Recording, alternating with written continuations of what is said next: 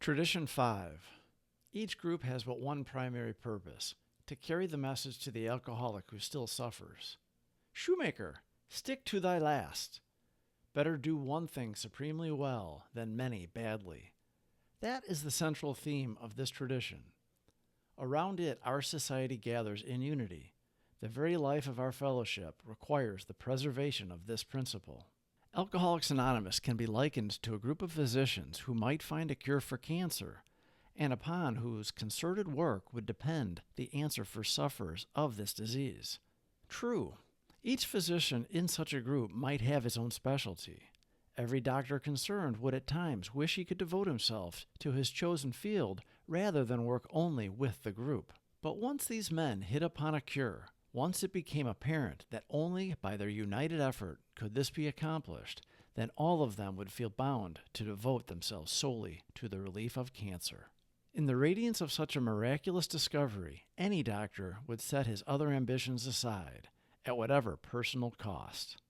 Just as firmly bound by obligation are the members of Alcoholics Anonymous, who have demonstrated that they can help problem drinkers as others seldom can.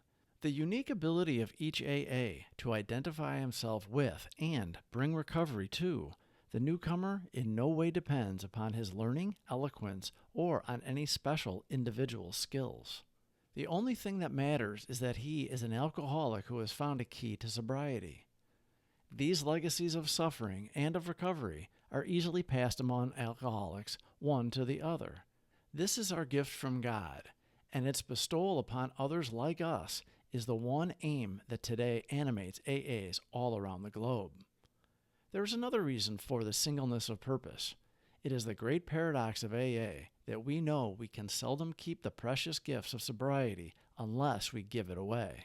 If a group of doctors possessed a cancer cure, they might be conscience-stricken if they failed their mission through self-seeking. Yet such a failure wouldn't jeopardize their personal survival.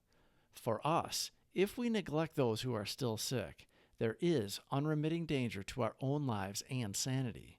Under these compulsions of self-preservation, duty, and love, it is not strange that our society has concluded that it has but one high mission: to carry the AA message to those who don't know there's a way out.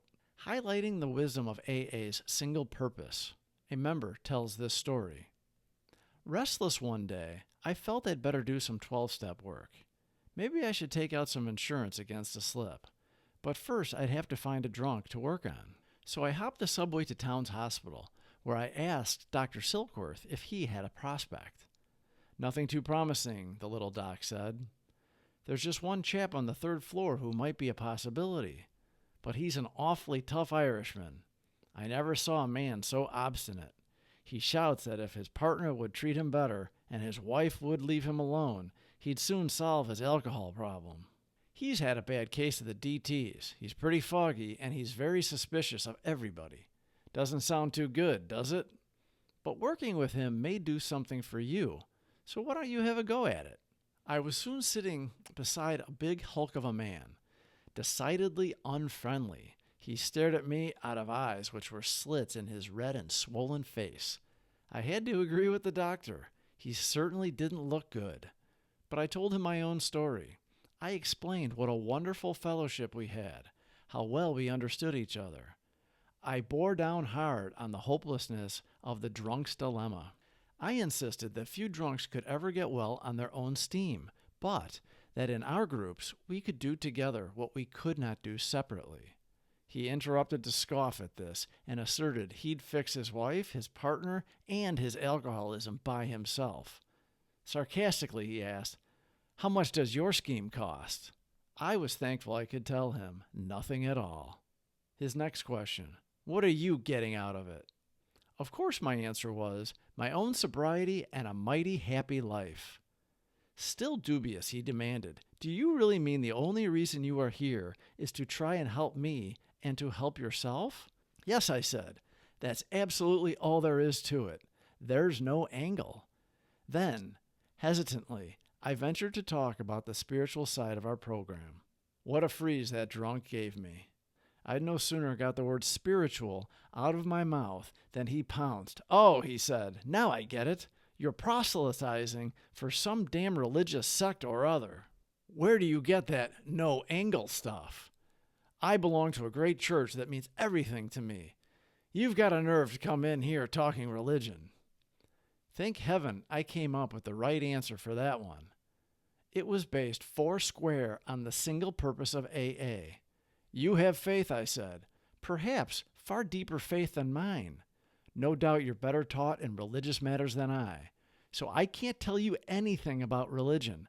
I don't even want to try. I'll bet, too, that you could give me a letter-perfect definition of humility. But from what you've told me about yourself and your problems and how you propose to lick them, I think I know what's wrong. Okay, he said, give me the business. Well, I said, I think you're just a conceited Irishman who thinks he can run the whole show. This really rocked him, but as he calmed down, he began to listen while I tried to show him that humility was the main key to sobriety. Finally, he saw that I wasn't attempting to change his religious views, that I wanted him to find the grace in his own religion that would aid his recovery. From there on, we got along fine. Now, concludes the old-timer, suppose I'd been obliged to talk to this man on religious grounds. Suppose my answer had to be that AA needed a lot of money, that AA went in for education, hospitals, and rehabilitation. Suppose I'd suggested that I'd take a hand in his domestic and business affairs. Where would we have wound up? No place, of course. Years later, this tough Irish customer liked to say, my sponsor sold me one idea, and that was sobriety. At the time, I couldn't have bought anything else.